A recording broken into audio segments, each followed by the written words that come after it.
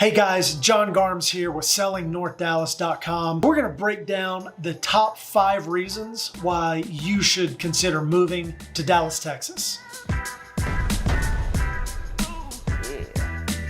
You're going to want to stick around to the end because I've put these in a strategic order, and I'm curious to see for all the locals if you agree with this. I know you do, because everybody says the same thing. This is a great place to live. But you're going to want to stick around to the end of the video to make sure that you get all of these, especially the top reason. Okay, so here we are, number 5, Southern hospitality. The people here are freaking awesome, especially compared to other parts of the country. But I've lived practically everywhere in Dallas, in the DFW Metroplex. And I can tell you, bar none, there's no better place to be in terms of friendliness. People in Dallas, they're just freaking nice. Wholesale, they're just nice people. I mean, holding doors open for people, men or women. We were raised when an adult speaks to you, you say, yes ma'am, yes sir. No ma'am, no sir. If I'm walking into a convenience store and someone's walking out, I stop, I hold the door open for them, I get out of their way, they say thank you, or I appreciate it, or some variance therein. People are just nice. Even at the counter, the person behind the counter is saying, how are you today? How's it going? How's your day? It's like it's in the water here to just be nice to people. Now, it's not everybody, it's not a law, but it's so commonplace that people are nice that it really stands out when you place your order at the fast food place and the person behind the counter doesn't say thank you or doesn't greet you, because that's weird. You travel to other parts of the country, people don't talk to you. They wouldn't piss on you if you were on fire. People here are just nice. Okay, number 4, ease of travel.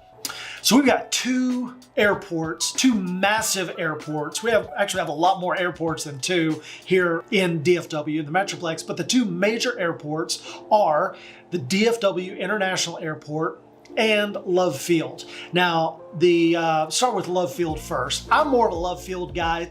To me, it's just easier to get in and out of. It's right off of the tollway. It's just easy. I live up in Prosper, hop on the tollway, straight down towards Dallas, and it's easy to park. It's easy to get in and out of. It's smaller, so it doesn't take as long to travel from one side to the other. It's just an easy airport to get in and out of. If I can fly out of Love Field, that's my preference.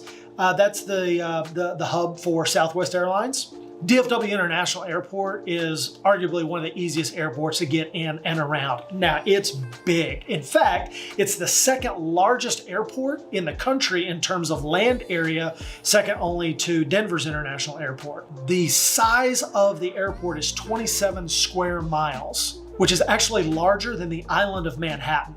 So it's big.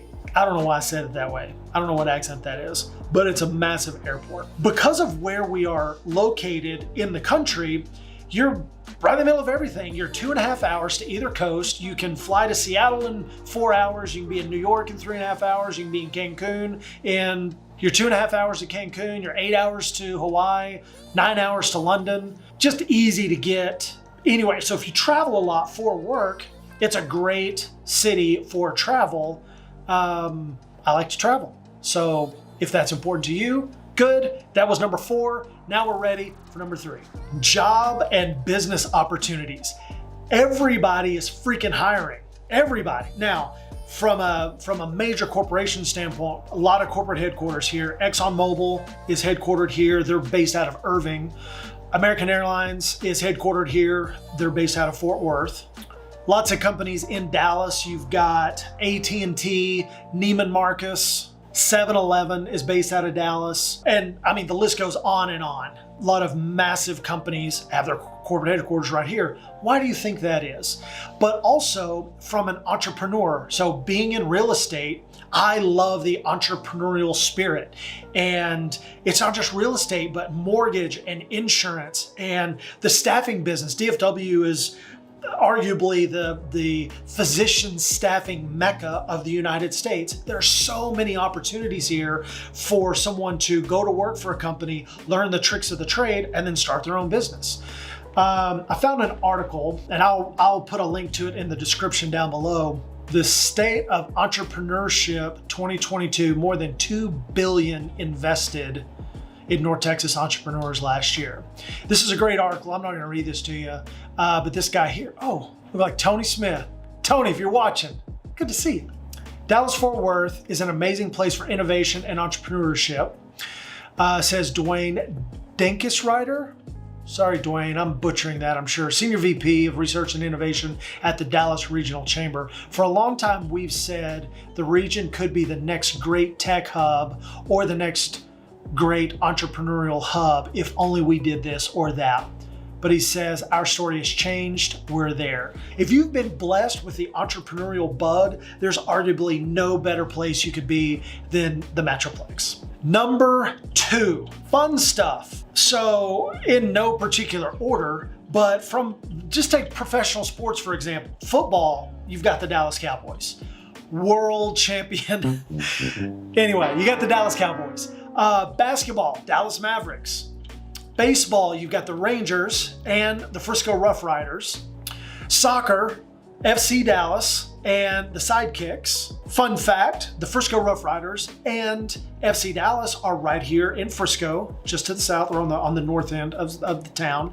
The Cowboys play at AT&T Stadium in Arlington, which is right in the middle of Dallas and Fort Worth, but their practice facilities are up here in Frisco. You've got the Mavericks playing at AAC, right in the middle of downtown. Hockey, you've got the Dallas Stars playing at the AAC, American Airlines Center, and you've got the Allen All-Stars playing in Allen, Texas. There's just so much happening here from a professional sports perspective. There's always something going on. The top of my list is restaurants and patios. Because of the weather, people want to gather. They're looking for an excuse to gather, and they want to go sit and eat and drink, and they want the kids to have a spot to run and play. So just up here in Prosper, you've got Salsa's, which has a massive patio. And in fact, I think they have more seating on the patio than they do in the restaurant.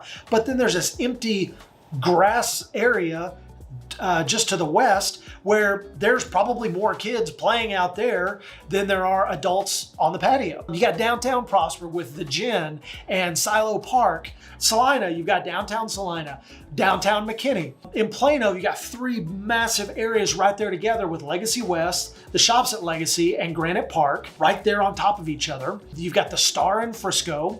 You've got Grandscape in the Colony, on and on and on and on. That's just to name a few on the north end. Down in Dallas, you've got Uptown, Victory Park, Deep Ellum, Bishop Arts, and that's not even covering the touristy stuff. So the touristy stuff being like Billy Bob's in Fort Worth, or the Gaylord Texan in Grapevine.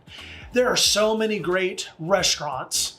And restaurants that also have a great patio, that the food is amazing. Gastropubs is a big thing out here where they really focus on having great food, not just stadium food with, beer, but craft beers, cocktails, on and on. This is a great place for just hanging out with your neighbor, meeting new friends. If you are a people person, or if you hate people but you like to watch them be idiots, lots of great opportunities all over the city. Jono, what's your favorite reason for living in Dallas-Fort Worth, for living in the Metroplex? You guessed it, it's real estate. And for 2 main reasons. Number 1, appreciation, what you buy it for, and then what the value does because of the demand on the area for the reasons that I just mentioned, but also what you get for the money compared to other parts of the country, other markets. So for example, New York, right now, I did a quick search. There are 67 properties to choose from that have at least 4 beds, 3 baths, and a pool. 67 properties to choose from in New York. The prices range from $850,000 up to 16 million as described. And the median household income in New York is 57,000. So the next spot I looked at, Los Angeles, 463 homes to choose from, same criteria, 4 bedrooms, 3 baths or more. Let me say that again. Same criteria of 4 or more bedrooms, 3 or more baths with a pool. The prices range from 1 million to 250 million, with the median household income in LA County of 71,000. Last but not least, Collin County, the prominent county in North Dallas. Same search criteria, 4+ beds, 3+ baths with a pool in Collin County, 342 to choose from. And the prices range from 440,000 up to 7.5 million that are active on the MLS right now. And the median household income, drum roll please, $100,000. When you compare what you get for the money and the opportunities that are there, it's a no-brainer. What's the line from Anchorman? Makes for a pretty sweet place to live. Ultimately, that makes one sweet place to live. In the description, there's a form that you can fill out, and someone from our team will reach out to you, and let's see what your scenario is and how we can help you transition from where you're at to arguably the greatest place in the country.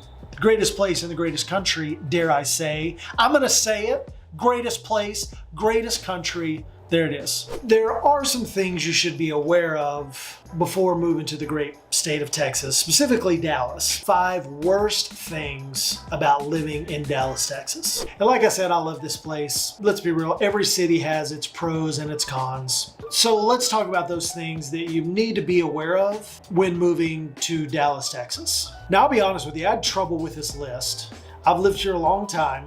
And I love it, I really do. And I'm not gonna tell you why I love it, because if you wanna know why I love it, you need to watch this video right here. Today I'm gonna talk about the things I hate about it. And hate's a strong word, so I did what any sensible husband and father would do. I asked my family, what do you hate about living in Dallas, Texas, specifically North Dallas? And my daughter had the typical teenage answer, there's nothing to do here, or everything's expensive.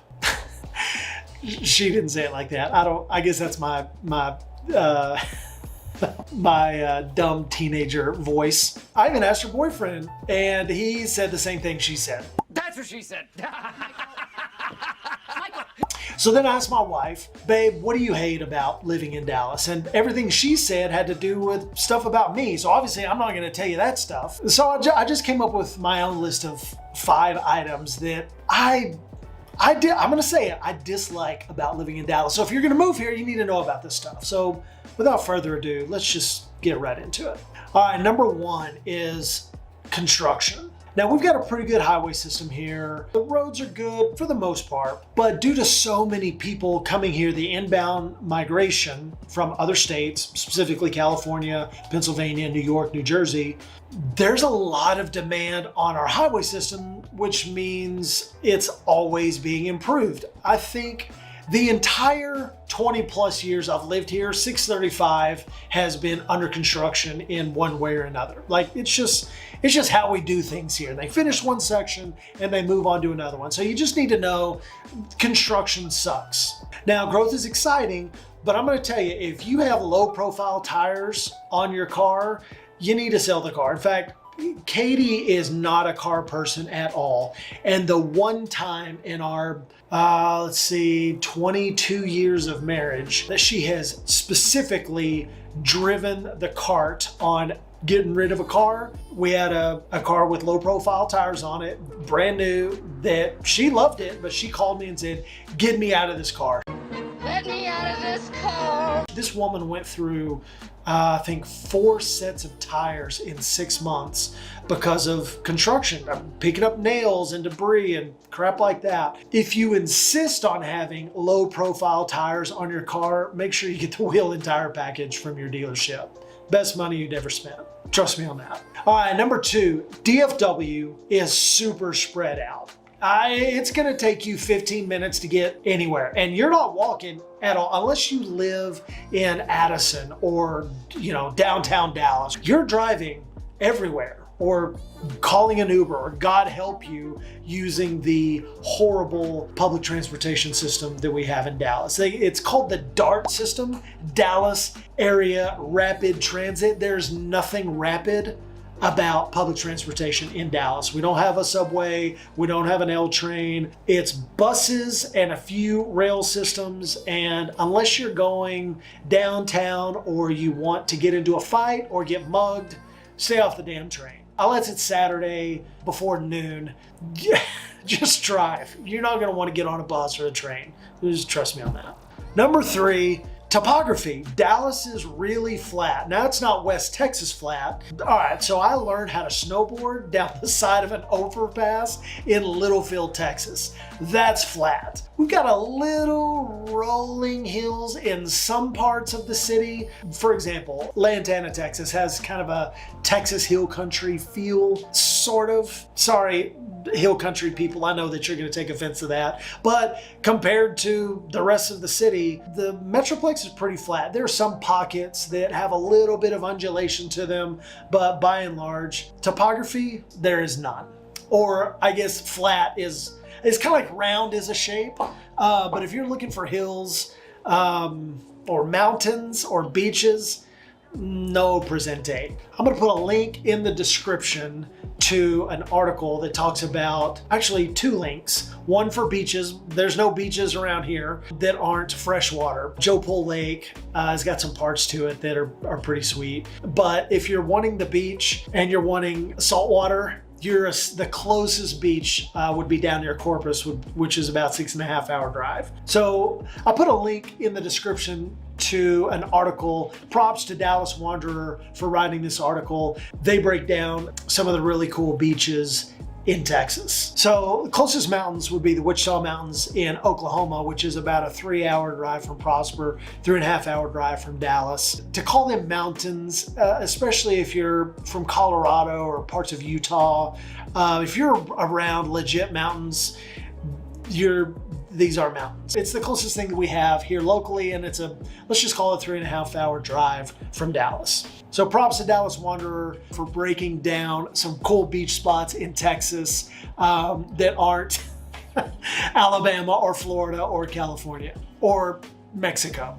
So if you want to drive to a beach, you're 6.5 hours. Otherwise, if you want a short trip, you're getting on a plane and you're flying to one of the coasts, or Cancun, or Cabo. Cabo's actually really nice this time of year. If you want Rocky Mountains, you're a 10-hour drive to Red River, New Mexico. That's probably your closest bet. Well, that's your closest bet to the Rockies. We'll put it that way. There's parts of Arkansas. I don't want to hear from you, Arkansas people. So you can get to the Ouachitas and the Ozarks closer, but if you want Rockies, Red River, New Mexico is probably your shortest drive. Otherwise, you're hopping on a bird. Do you hear the trend here? All right, are you ready?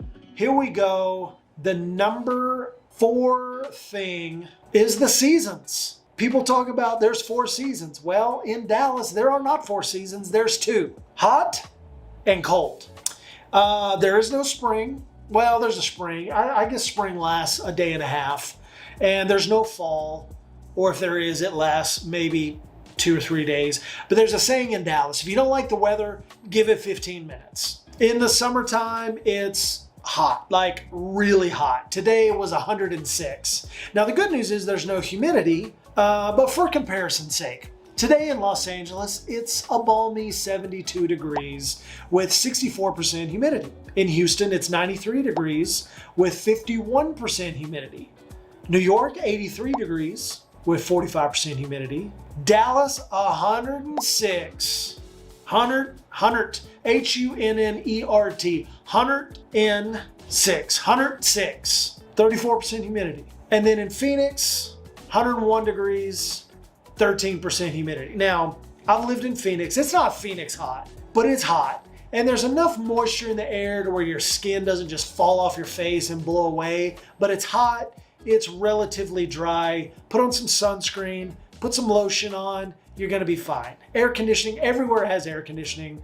But if you park in the sun, you're gonna burn your face and your ass and your hands when you get in the car, especially if you're a leather guy. I'm a leather guy. Can you tell? Actually, cloth interior might be preferred here in Texas. But if you can have the air-conditioned seats, that's a great ad in the old coche or carro, depending upon which Spanish teacher you had in high school.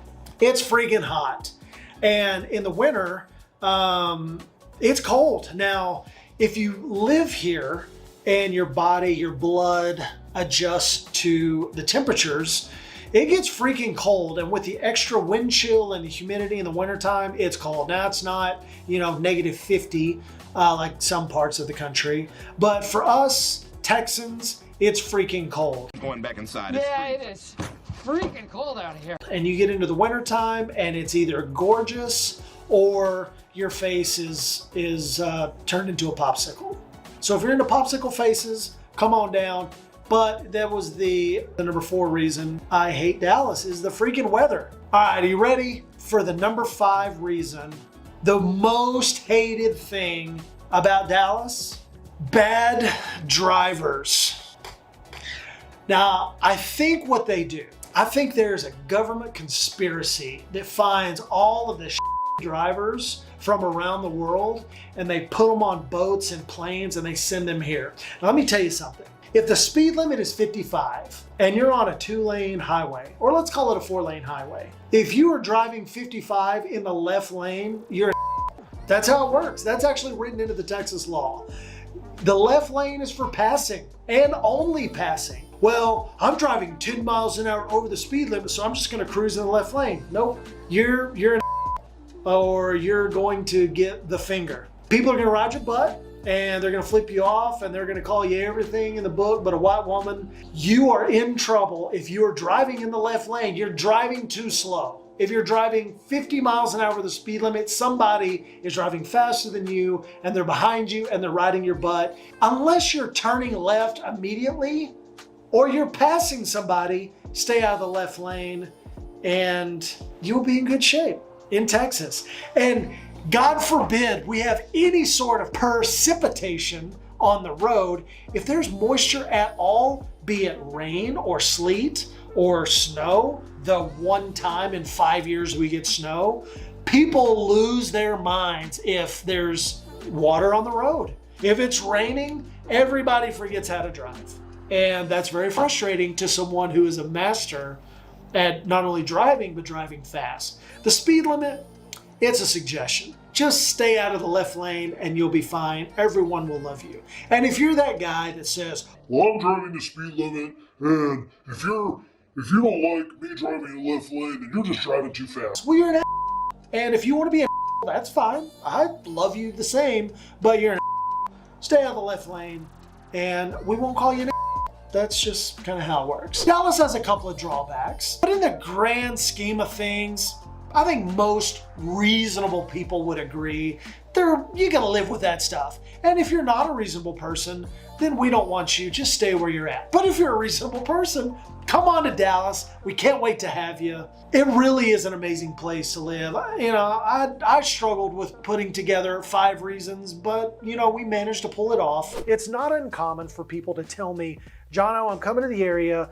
I don't know exactly where in Dallas I want to end up, so I think what we're going to do is rent for a year or 2. So let's break these categories down, shall we? First thing we're going to talk about is rent. If you were going to rent, what does that look like? I pulled up the multiple listing service and I did a search for the last 90 days property lease listings that have closed as of today, going back 90 days. The rents ranged from $26.95 a month on up to the highest listing leased, which was $9,500. This is Collin County, which is the county situated just to the north of Dallas County. The name of our channel is Selling North Dallas. We really work all over the city, but our bread and butter really is the North Dallas area. So the numbers that I just gave you are for Collin County. Now these are single family houses, single family detached, not condos or townhomes, 3,000 square feet or more, 4 bedrooms or more, 2+ garages in Collin County. For the last 90 days, $26.95 to $9,500 was the top listing that was listed on the MLS. Also did a search for what's active as of right now.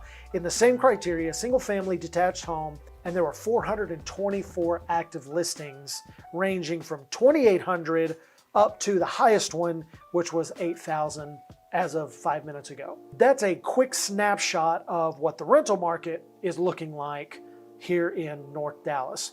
So what about if you're gonna buy? Same criteria, single family detached homes, 3,000 square feet or more, 4 bedrooms or more, 2 garages or more in Collin County.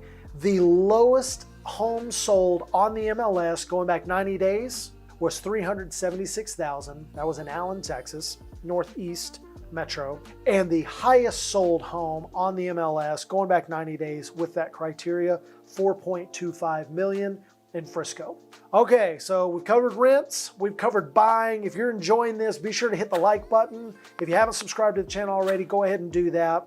Next, let's talk about utilities. We live in Prosper, Texas. They're on the north side of Dallas, on the western side of Collin County. In fact, if I hit a good driver shot to the west, I'd probably end up in Denton County. So we're right by the border. So our utilities, we live in a 5-bedroom home, 3,700 square feet, just over 3,700 square feet. So for our home, the average electric bill is $340 a month. Now that's the average. Some months are higher, some months are lower, of course. The highest electric bill we've ever paid was actually last month, and it was $606. We keep the temperature in the house, I think, is set on 74 degrees, and it's been a pretty hot summer. So $606 for the electric bill is the highest. Average has been $340. Last month was $408. The month before that was $346. The month before that was $279. But the average $340 for electric. Our water, sewer, and trash is all provided through the city of Prosper. We pay, on average, $230 a month for water, sewer, and trash. Okay, what's next? Internet. Our internet provider is a cable provider. I'm not going to say the name or my feelings about them, but our internet, the plan is like a terabyte of speed, but we never get that fast. Like, it's supposed to be a terabyte down. In fact, if I do a speed test right now, the service is supposed to provide up to a terabyte of speed, but it's never that good. Right now, we're getting 203 megs down. It's our download speed, and 42.7 meg upload speed, which is fine for us. We don't have fiber optic available in our neighborhood, so cable is the best that we have access to today. So our internet is $245 a month for that package, and that's cable, like TV service, and internet. We don't have a phone. So just for TV and internet, $245 a month. Let's see, gas. The report that I ran, we spent last year in 2021 in gas, $4,668 in gas. What's that per month? So we spend about $400 a month on gas. Now, I'm a real estate agent, so if that gives you any sort of indication, I drive a lot. Be that as it may, let's just call it $400 a month on gas. I drive a full-size truck, and Katie drives Lexus IS 350. I don't know if it's a compact or if it's a midsize, but there you go, in case that gives you some sort of, I think that car gets like 20 miles to the gallon. I don't care. I don't know if you need all that, but there it is. And then food. So I ran the report off of our credit card for 2021. It was $5,300 for the year in food. Now that's not groceries, that's going out to eat. So divided by 12, $441. For 2022, we're just under $10,000. Did you say steak? But I'm a real estate agent. We entertain a lot. So that's this year.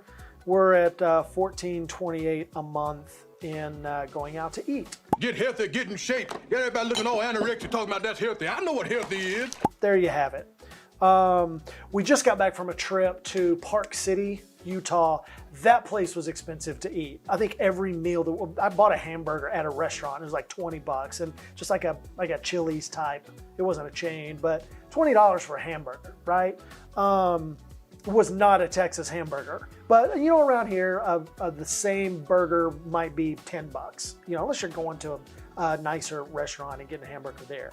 So the food there was real expensive. I would say the food here, on average, is pretty reasonably priced. This is the big thing that I wanted to get to in the beginning. There's no state income tax here, which if you're thinking about moving to Dallas, Texas, you already know that there's no state income tax. So, holy moly, California state income tax. You need a master's degree in physics to break this down. The California state tax rates and tax brackets. The tax rate, there's 9 different state income tax rates, which if you're living in California, you don't need me to tell you this, but this is crazy, you guys. You're gonna pay 1% in taxes on the first $9,300, 2% from the income that you make from $9,300 to $22,000, 4% on the income from 22 to 34, 6% on the income from 34,000 to 48, 8% on 48 to 61, 9.3% from 61 to 312,000. So in a previous video, we broke down the median income in Collin County was 100,000. So I just stopped there. But I was about to do the calculation on if somebody's making $100,000 in California, what they're paying. It's stupid. Well, I've also got New York here. Same deal. 1, 2, 3, 4, 5, 6, 7, 8 different state income tax if you're married filing jointly. You know, and it's kind of the same deal. From $0 to $17,000, you're paying 4% of your income. And then from 17 to 23, $686 plus 4.5%. Like, who's calculating this stuff? Well, guess what? When you move to Texas, there's no state income tax. All that extra cash you're paying to the state, you get to hold on to. Now, our property taxes are another story, but that's mind-numbing. I don't know why all you people don't move here. What do you mean, you people? I don't mean you people, but dadgummit, not only do you have to put up with all the crap going on politically in those states, but you got to give your money, that much money. Anyway, you don't need me to pour salt in the wound. Do us both a favor, move to Texas, click the link in the description, let us know how we can help you out in your transition. Bye, Felicia.